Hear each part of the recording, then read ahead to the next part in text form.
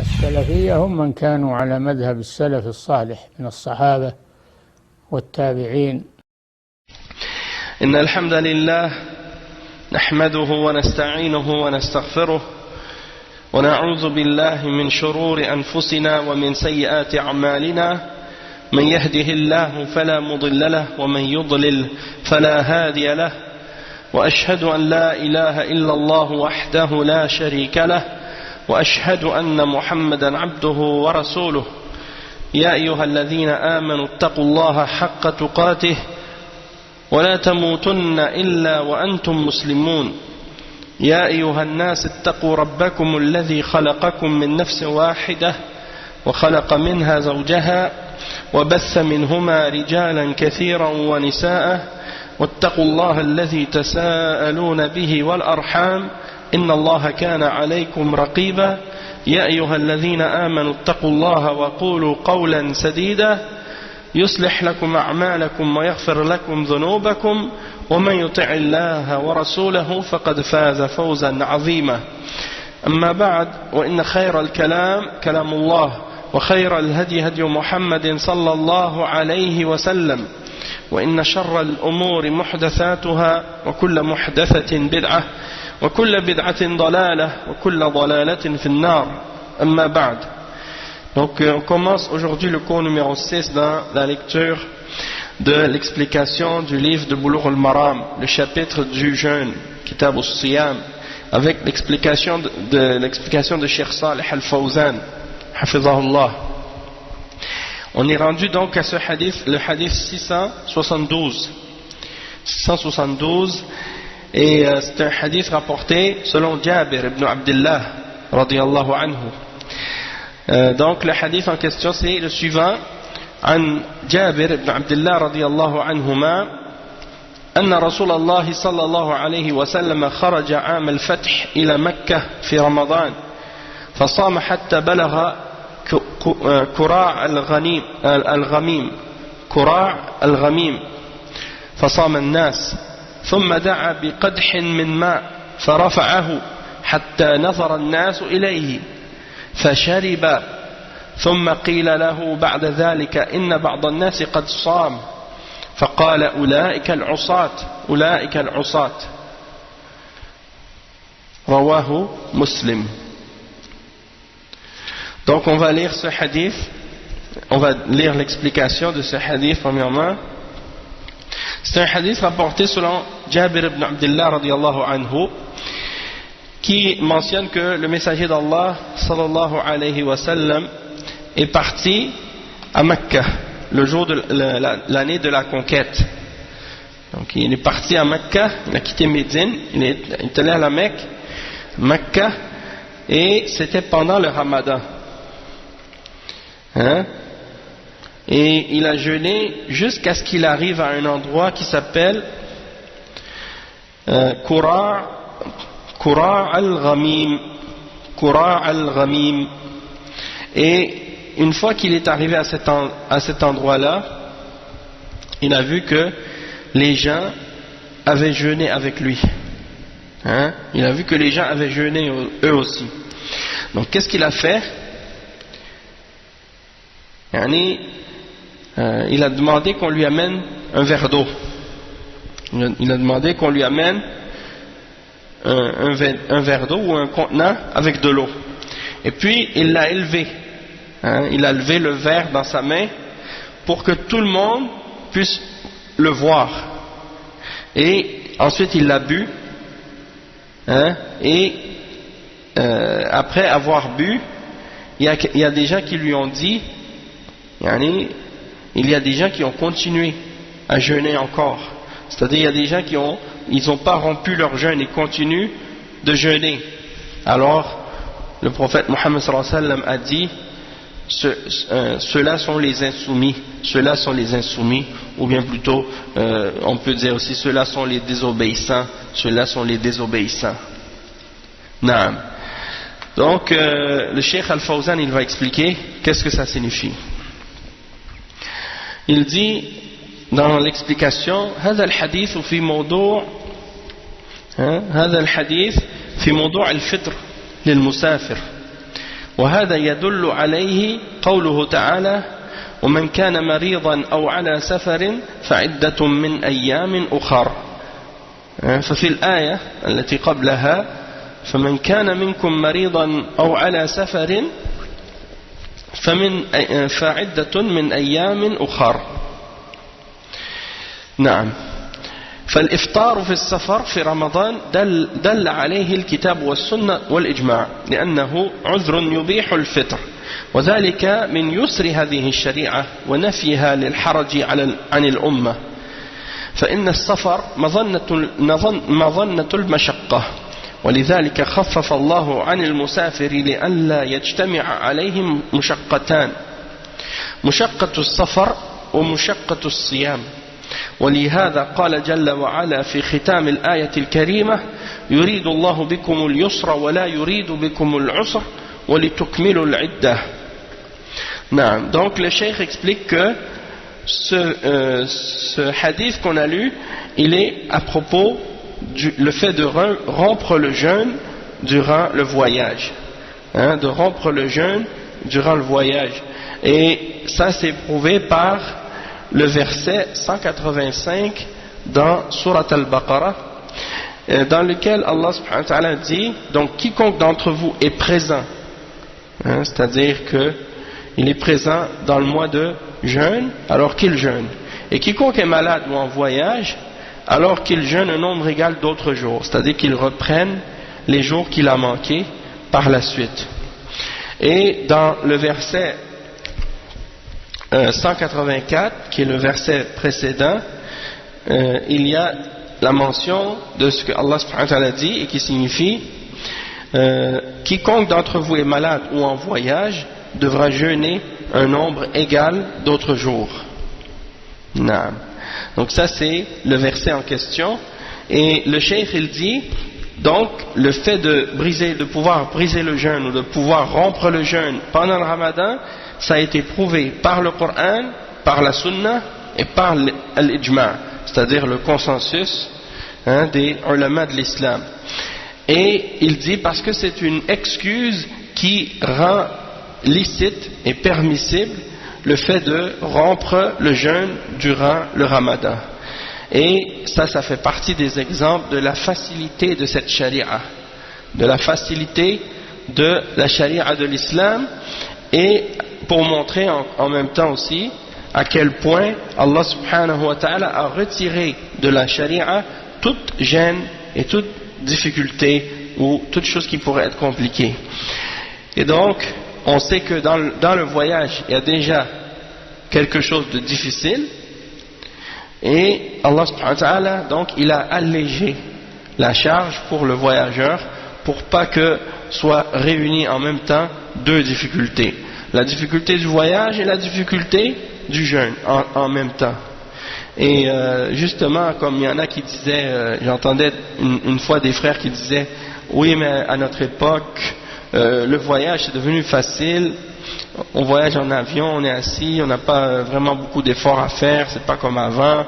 Les gens avant voyageaient, faisaient des voyages, ça prenait des semaines, des fois des jours pour arriver quelque part à dos de chameau ou à dos de cheval, donc c'était vraiment lourd et compliqué et difficile, tandis qu'aujourd'hui tu vas dans ta voiture ou bien tu vas en avion, tu vas en train, t'es assis calmement. Ça c'est en apparence, mais la réalité c'est que peu importe comment tu voyages, même si c'est en avion, même si tu es en première classe, eh bien tu vas sentir la fatigue du voyage quand même. C'est quelque chose qui est relié au voyage. Et même il y a un hadith qui mentionne que le voyage c'est une part du châtiment, c'est une portion du châtiment, comme si c'était un châtiment en soi, parce que c'est très très lourd. Et imaginez par exemple, je me souviens souvent quand je revenais de la France pour revenir à Montréal, subhanallah, on partait par exemple de Paris, je prenais l'avion à 13h, on va dire à 13h, et on faisait un vol de 7 heures, 7 heures de vol, puis on arrivait à Montréal et il était 14 heures de l'après-midi. Donc c'est comme si en fait on voyage 7 heures, mais quand on arrive, on est toujours à la même heure parce qu'on va dans le sens contraire de l'heure. Donc en réalité on a voyagé 7 heures, mais on a seulement 1 heure de différence. Donc ça fait une journée de jeûne très longue. Si tu calcules, c'est comme si tu rajoutais à une journée, je ne sais pas à l'époque quelle durée c'était, quelle longueur la journée, si c'était en été par exemple, on commençait à jeûner vers parfois 3 heures du matin ou 4 heures du matin, puis le Maghreb c'est vers disons ici c'est comme en ce moment c'est presque 9h moins quart, donc disons 9h30. Donc subhanallah, de 3h du matin à 9h30, et tu rajoutes à ça 7 heures de plus à cause du vol. Donc quelqu'un peut dire ouais, bon, le voyage c'est facile, mais quand tu regardes ça, tu dis ça fait une journée très très longue et c'est très très lourd. Donc c'est pas quelque chose qui est facile. Et donc pour nous faciliter les choses, Allah subhanahu wa ta'ala, il nous a facilité en nous permettant de reprendre les jours qu'on manque à cause du voyage dans d'autres jours après le Ramadan. Donc ça c'est une des miséricordes d'Allah subhanahu wa ta'ala. Et dans le même verset 185, Allah subhanahu wa ta'ala dit à la fin: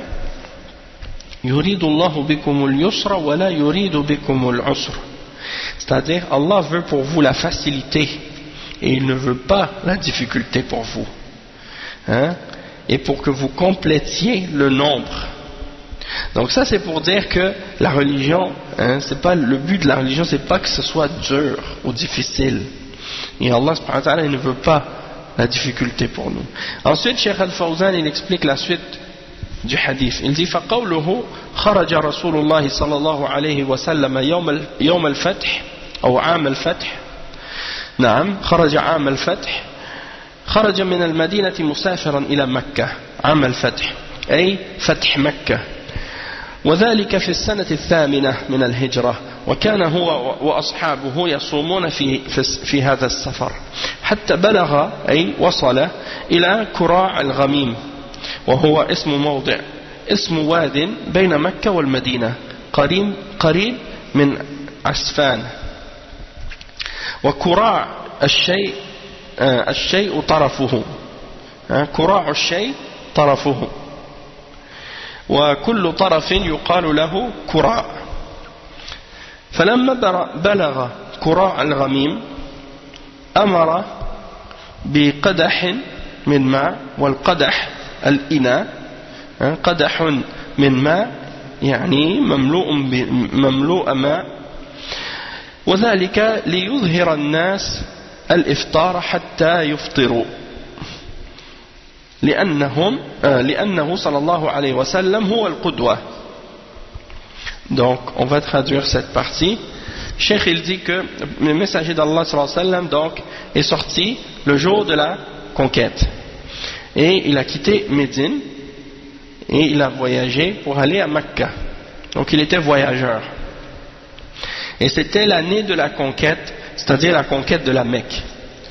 Et ça c'est-à-dire c'était dans l'année 8 après la Hijra, 8e année après la Hijra. Et il était avec ses compagnons, les Sahaba, et ils jeûnaient tous dans le jeûne, jusqu'à ce qu'il arrive à un endroit qui s'appelle Kura' al-Ghamim. Kura' al-Ghamim, et ça c'est un endroit, et c'est le nom d'une vallée qui est entre la Mecque et Médine, près d'un endroit qui s'appelle Asfan. Et Kura' en arabe signifie la limite de quelque chose. Kura' ça veut dire la limite. Donc toute limite de quelque chose, ou le bout ou l'extrémité de quelque chose, on l'appelle en arabe Kura'. Et lorsqu'il est arrivé donc à Kura' al-Ghamim, il a ordonné qu'on lui amène un verre avec de l'eau, un contenant avec de l'eau. Et il était rempli d'eau et il l'a montré à tout le monde. Et le but de ça, c'était pour montrer aux gens qu'il rompait son jeûne. Et étant donné que le prophète sallallahu alayhi wa sallam, il est pour nous un modèle, un exemple, donc il a montré à tout le monde le verre pour qu'on le voit. Il dit فرفعه حتى رآه الناس ثم شرب صلى الله عليه وسلم أي أفطر في هذا اليوم. وفي رواية أنه قيل له صلى الله عليه وسلم إن بعض الناس قد شق عليهم الصيام. فهذه الرواية تبين السبب الذي من أجله أعلن النبي صلى الله عليه وسلم الفطر فأفطر من أفطر اقتداء به صلى الله عليه وسلم. ولكن بعض الناس استمروا صائمين فأخبر النبي صلى الله عليه وسلم بذلك فقال أولئك العصاة وهذا ذم منه صلى الله عليه وسلم لهؤلاء لأنهم خالفوا سنة النبي صلى الله عليه وسلم فأصروا على الصيام فعد صلى الله عليه وسلم فعلهم هذا معصية أي مخالفة. وهذا لأن الذي يترك الرخصة وهو محتاج إليها يعد عاصيا لأنه في الحديث أن الله يحب أن تؤتى رخصه أو رخصه يحب أن يؤتى أو يحب أن تؤتى رخصه كما يكره أن تؤتى معصيته. صحيح أخرجه أحمد وابن حبان وفيهما تمام تخريجه. نعم. Donc le cheikh il explique, il dit que il a élevé son verre pour que tout le monde voit, puis il a bu. Puis donc il a rompu son jeûne pour ce jour-là. Et dans une autre narration, c'était mentionné que le messager d'Allah sallallahu alayhi wa sallam, certaines personnes étaient venues lui dire ou lui mentionner que le jeûne était devenu difficile pour certains. C'était devenu difficile pour certains. Et donc, de cette narration-là, on peut comprendre que c'est à cause de cette raison-là que le messager d'Allah sallallahu alayhi wa sallam avait fait savoir et annoncé à tout le monde qu'il rompait son jeûne. Et donc, il a rompu son jeûne et les gens ont rompu leur jeûne avec le messager d'Allah sallallahu alayhi wa sallam parce que c'est lui l'exemple, le modèle. Mais certaines personnes avaient continué à jeûner quand même, malgré qu'ils ont vu le messager d'Allah sallallahu alayhi wa sallam rompre son jeûne. Certaines personnes avaient continué à jeûner. Alors le messager d'Allah sallallahu alayhi wa sallam a dit après cela, quand il a vu ça, il a dit quoi? Ulaika al-usat, c'est-à-dire ceux-là sont les désobéissants. Ceux-là sont les désobéissants, c'est-à-dire ceux qui ont désobéi, ceux qui ont péché. Et ça c'est un blâme, c'est un blâme pour eux, parce qu'ils ont contredit la sunna du messager sallallahu alayhi wa sallam, et ils ont persisté à vouloir jeûner. Et donc ça a été calculé comme, leur action a été comptée comme un péché, comme une désobéissance, comme une contradiction, une opposition de la sunna du prophète sallallahu alayhi wa sallam. Et c'est pour ça que on considère que toute personne, lorsqu'il est en situation, dans une situation dans laquelle Allah subhanahu wa ta'ala il a donné une permission de faire quelque chose, soit par exemple de diminuer la prière, ou soit de passer les mains sur les chaussettes, ou des choses comme ça, c'est ce qu'on appelle en arabe ar-rukhsa, ou bien ar-rukhas, le pluriel. Et bien dans ce cas-là, si on a une rukhsa et qu'on en a besoin, si on ne le fait pas, si on ne la prend pas cette permission, eh bien on est considéré comme un pécheur, on a commis un péché. Puisque dans le hadith, à ce sujet, le prophète sallallahu alayhi wa sallam, il dit que Allah aime qu'on prenne ses permissions de la même manière qu'il déteste qu'on fasse qu'on fasse sa désobéissance ou bien qu'on lui désobéisse. Il aime qu'on prenne ses permissions de la même manière qu'il déteste qu'on lui désobéisse. Et ça c'est un hadith qui est authentique rapporté par Ahmad, Ibn Hibban et d'autres également. Donc le cheikh il mentionne, pour résumer les points qu'on peut tirer de ce hadith là, il dit ففي الحديث مسائل فهذا الحديث يدل على مسائل. المسألة الأولى يدل على إباحة الإفطار في نهار رمضان للمسافر، وهذا بالكتاب والسنة والإجماع.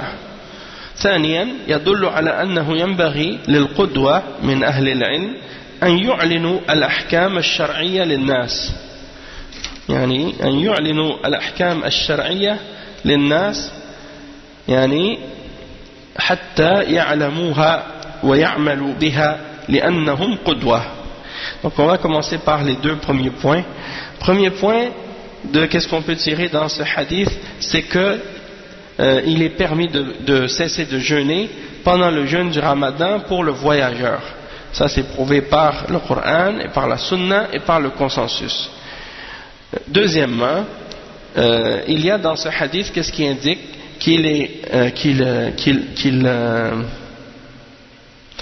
il y a dans ce hadith une indication que les hommes de science, ils doivent être un exemple et un modèle pour nous. Et donc, c'est à eux de faire connaître et d'annoncer les règles de la charia pour les gens, pour que les gens puissent les connaître et puissent les appliquer, parce qu'ils sont les modèles et les exemples à suivre. Donc, on voit dans l'exemple du prophète sallallahu alayhi wa sallam dans ce hadith qui a pris un verre d'eau, qui l'a montré à tout le monde, et puis qui a mentionné comme qui a dit qui a bu ouvertement devant tout le monde pour leur faire savoir qu'il brisait le jeûne et que c'était permis. Donc on voit que la méthode du messager d'Allah sallallahu alayhi wa sallam, c'était souvent d'enseigner par l'exemple et par la pratique. Troisièmement, le cheikh il dit ثالثا في هذا الحديث دليل على أن المسافر إذا بدأ الصيام لم يلزمه أن يتمه، فالنبي صلى الله عليه وسلم لم يتم هذا اليوم. Donc troisièmement, dans ce hadith il y a la preuve que pour le voyageur, s'il a commencé son jeûne, il n'est pas obligé de le compléter et de le finir. Il peut terminer en plein milieu de la journée. C'est pas obligé qu'il termine la journée qu'il a commencé. Et on voit que dans l'exemple de ce hadith-là, il a cessé de faire son jeûne en plein voyage. Donc c'est pas obligatoire de dire comme c'est pas pour le voyageur, c'est pas la même chose que pour par exemple le cas du jeûne qui est surérogatoire, parce que on a expliqué dans les cours précédents que le jeûne surérogatoire on peut ne pas le compléter durant la journée si on veut, même si la journée est déjà commencée, on n'avait pas l'intention avant le lever du soleil, avant le lever de l'aube plutôt, de faire le jeûne cette journée-là. Comme le messager d'Allah sallallahu alayhi wa sallam, il avait l'habitude de rentrer et il disait est-ce qu'il y a quelque chose à manger, s'il y avait rien, il disait bon dans ce cas-là je vais jeûner. Et des fois c'est le contraire, il avait pas mangé depuis l'aube et puis il rentre, il demande est-ce qu'il y a quelque chose à manger et on lui dit non, ou bien on lui dit oui il y a quelque chose. Alors dans ce cas-là il dit bon, puisqu'il y a quelque chose, dans ce cas-là j'avais l'intention de jeûner, mais je vais cesser de le faire parce qu'il y a de la nourriture, donc il décidait de ne pas jeûner. Donc ça c'est pour le jeûne surérogatoire. Maintenant pour le jeûne dans le Ramadan, on a expliqué que c'était obligatoire d'avoir l'intention depuis l'aube, avant l'aube, d'avoir l'intention de faire le jeûne, et qu'on n'a pas le droit sans excuse, de cesser le jeûne en pleine journée, sinon on commet un péché. C'est haram. Mais, sauf pour le voyageur. Le voyageur, celui qui est malade, il peut cesser de jeûner dans la journée. Parce qu'il a une excuse valable. Bien entendu, il va devoir reprendre ce jour-là plus tard, mais c'est pas grave, puisqu'il a une excuse. Le point numéro 4. رابعا في هذا الحديث دليل على أن من خالف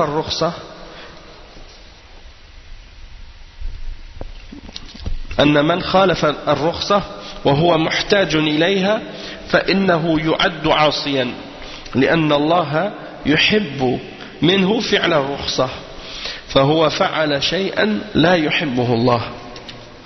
Donc le quatrième point, c'est que dans le hadith il y a la preuve que si la personne contredit la permission qui a été faite par la charia de faire quelque chose alors qu'il en a besoin, alors il est considéré comme un pécheur, il est calculé comme étant un pécheur parce que Allah subhanahu wa ta'ala aime qu'on prenne ses permissions, et c'est-à-dire il faut donc faire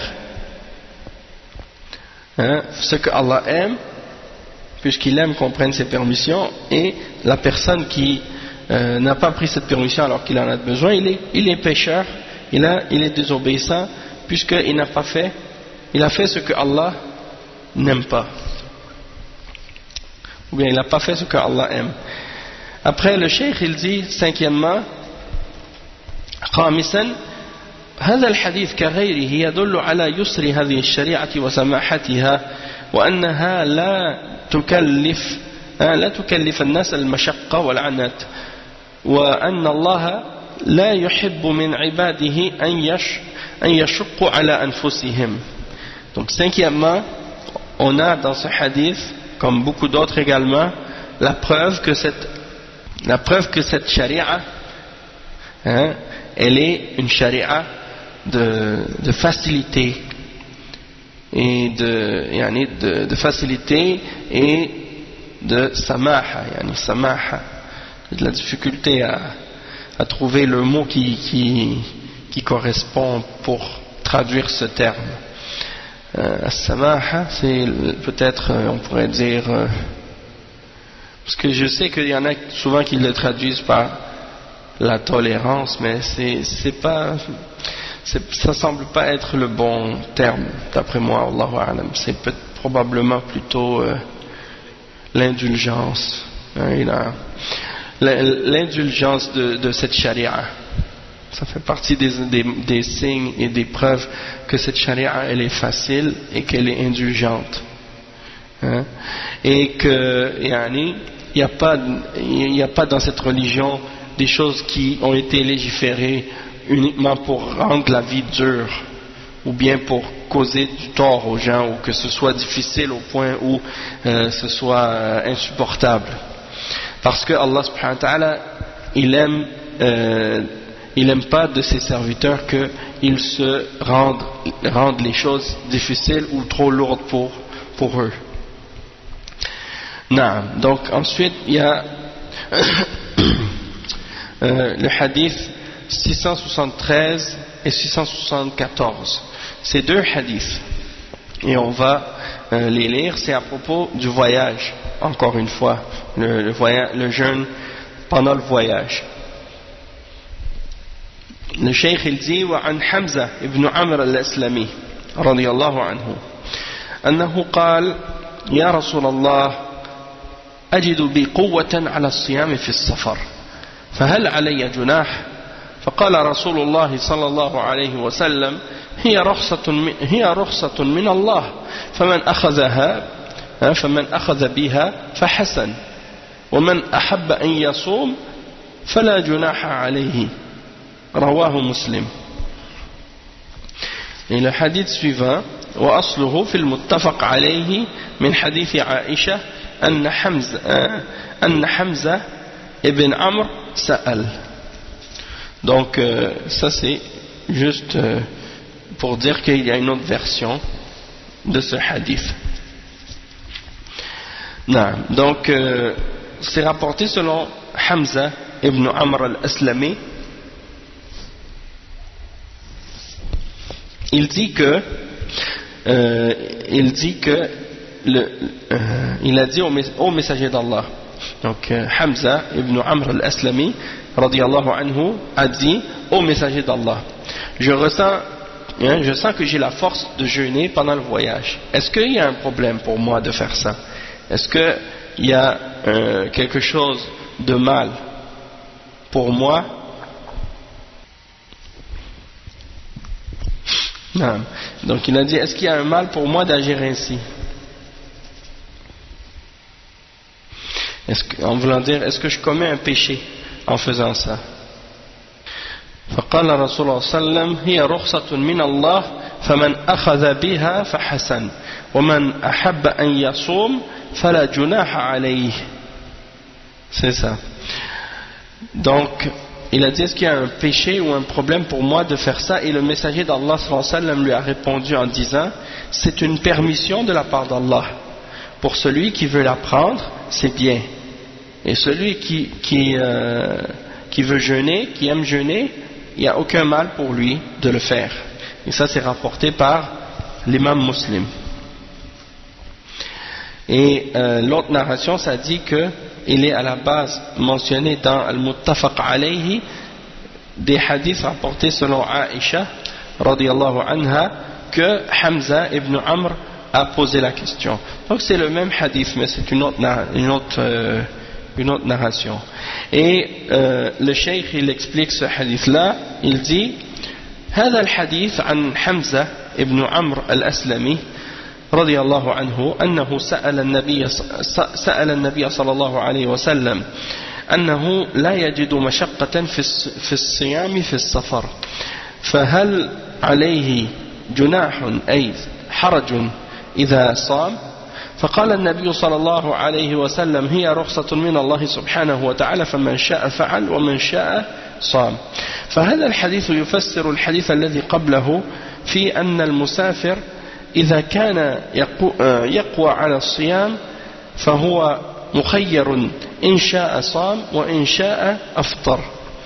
أما إذا كان لا يقوى على الصيام ويشق عليه فإنه يتأكد في حقه الفطر، فالفطر في حقه أفضل، ولو صام فصيامه صحيح، فهو يبين أن الفطر ليس بواجب، وأنه لا يفهم من قوله صلى الله عليه وسلم أولئك العصاة أن الصيام في السفر محرم، وإنما الأمر فيه تفصيل.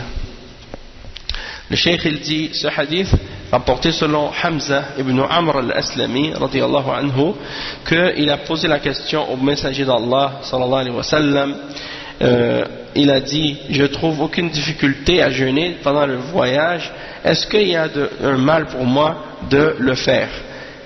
Alors, c'est-à-dire, est-ce qu'il y a une gêne ou quelque chose de mal pour moi de jeûner pendant le voyage? Et le messager d'Allah sallallahu alayhi wa sallam a dit, c'est une permission d'Allah, et celui qui veut la prendre, alors qu'il la prenne, et celui qui veut jeûner, alors qu'il jeûne.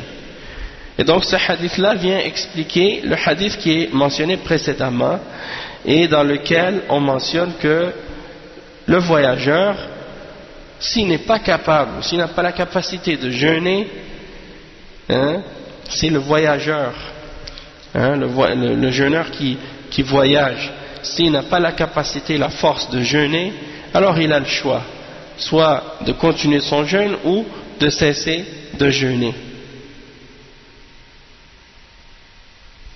Et s'il n'est pas capable de jeûner parce qu'il n'a pas la force, parce que c'est trop lourd pour lui, dans ce cas-là c'est une certitude pour lui, c'est quelque chose de confirmé pour lui qu'il doit cesser de jeûner et rompre son jeûne.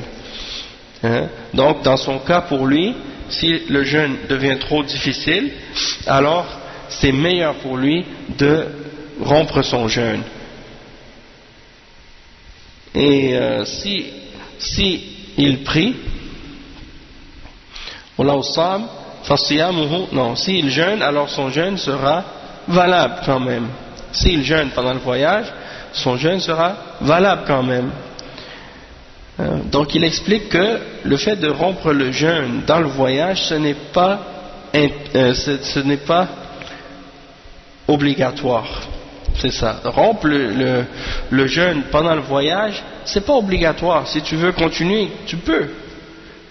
Sauf que si ça devient plus difficile pour toi, dans ce cas-là, c'est préférable de rompre. Et c'est meilleur. Mais si tu jeûnes quand même, c'est un jeûne qui sera valable. Et donc ça explique que de briser ou de rompre le jeûne pendant le voyage, c'est quelque chose qui n'est pas obligatoire. Et on ne doit pas comprendre ça du hadith qui dit, par exemple, ceux-là sont les désobéissants, ceux-là sont les désobéissants. Il ne faut pas comprendre de ça qu'il est obligatoire de briser le jeûne pendant le voyage. Parce que quelqu'un peut penser ça et ce n'est pas le cas. Donc le cheikh il dit وَإِنَّمَا الْأَمْرُ فِيهِ تَفْصِيل, mais il faut détailler dans le sujet.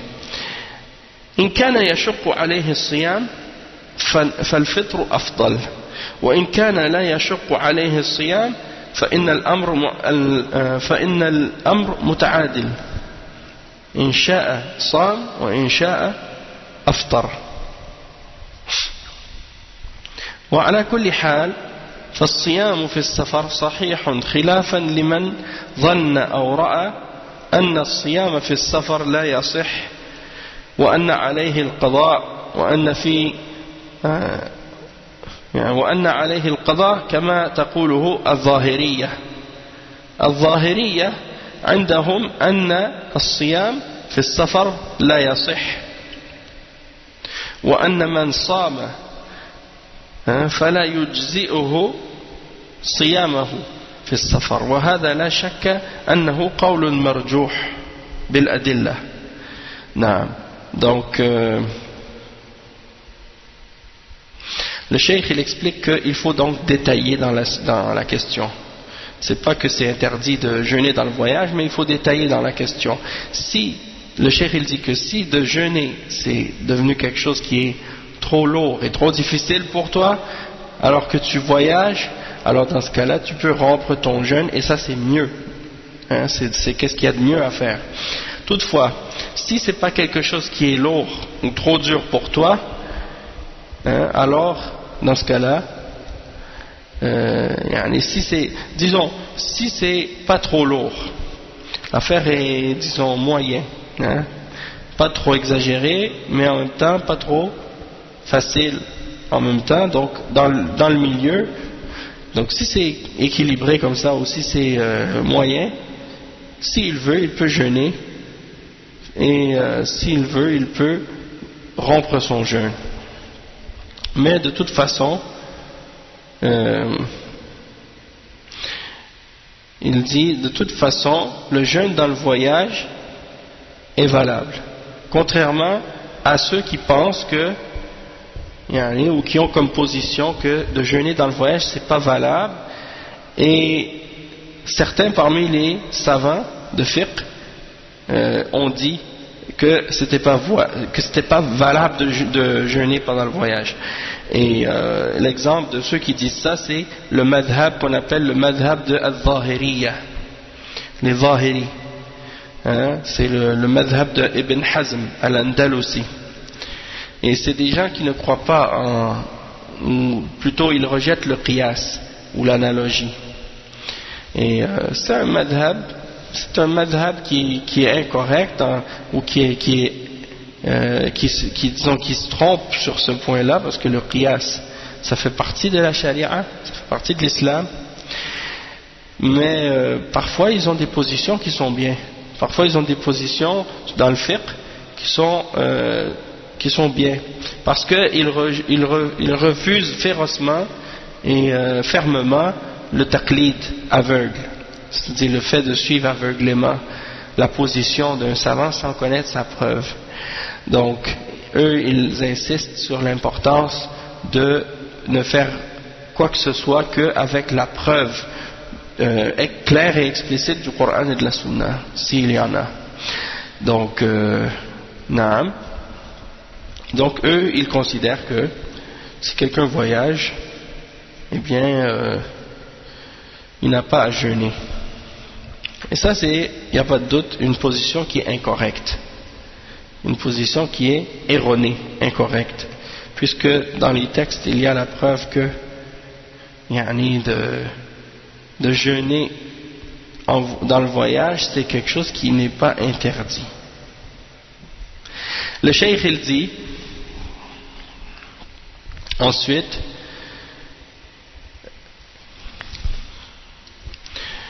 كما أن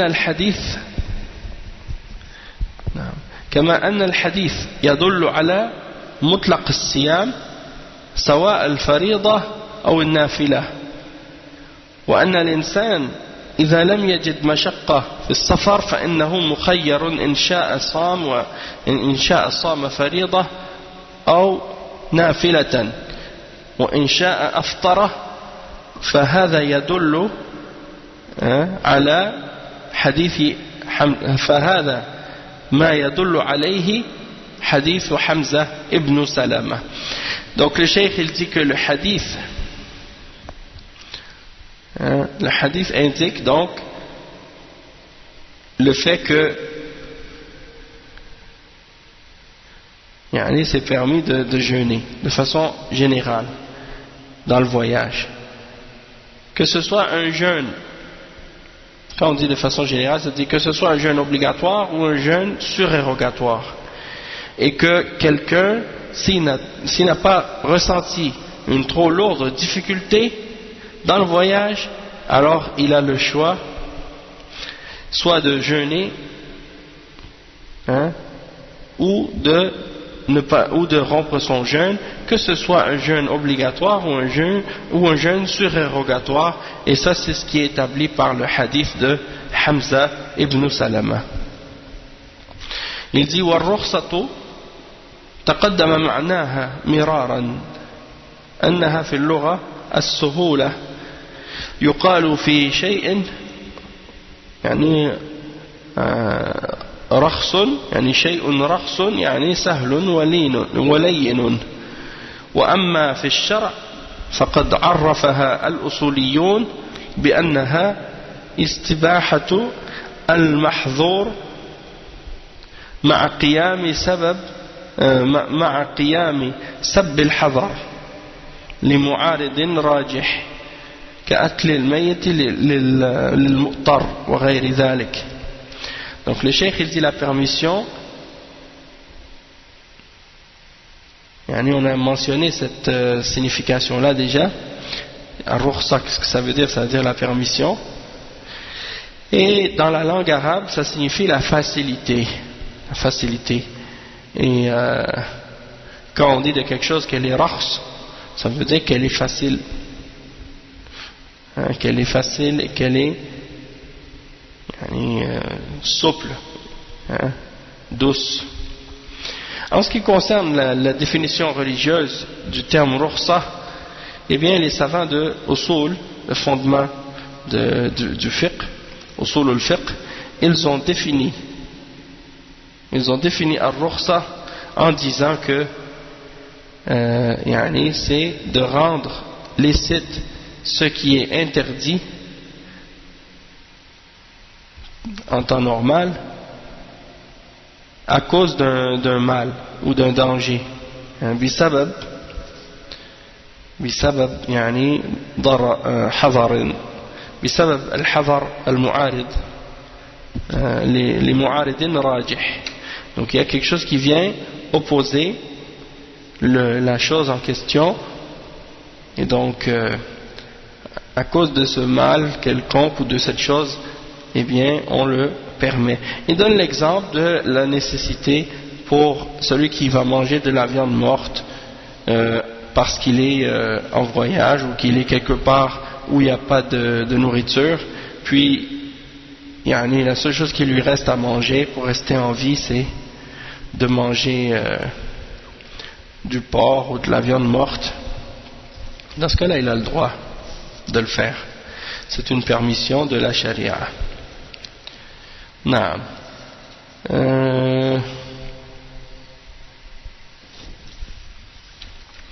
Il reste un dernier hadith sur le sujet. Oh non, c'est pas le dernier hadith sur le sujet, c'est un autre sujet en fait. C'est par rapport à le fitr. Donc on va laisser celui-là pour le prochain cours, Inch'Allah. Il nous reste pas beaucoup à expliquer dans le livre de Bulugh al-Maram. Peut-être il nous reste encore un autre cours. Disons un cours encore de plus ou deux. Donc on va voir comment on va le diviser. Je vais peut-être essayer de les finir demain, Inch'Allah. Donc après qu'on termine les cours de Bulugh al-Maram, Inch'Allah, on va commencer des cours dans le tafsir du Coran, Inch'Allah. Donc aussitôt qu'on termine Bulugh al-Maram, il reste un cours ou deux. Donc tout de suite après qu'on termine, on commence les cours de tafsir pour tout le mois de Ramadan, Inch'Allah. Donc on s'arrête ici, Inch'Allah. سبحانك اللهم وبحمدك أشهد أن لا إله إلا أنت أستغفرك وأتوب إليك والسلام عليكم ورحمة الله وبركاته.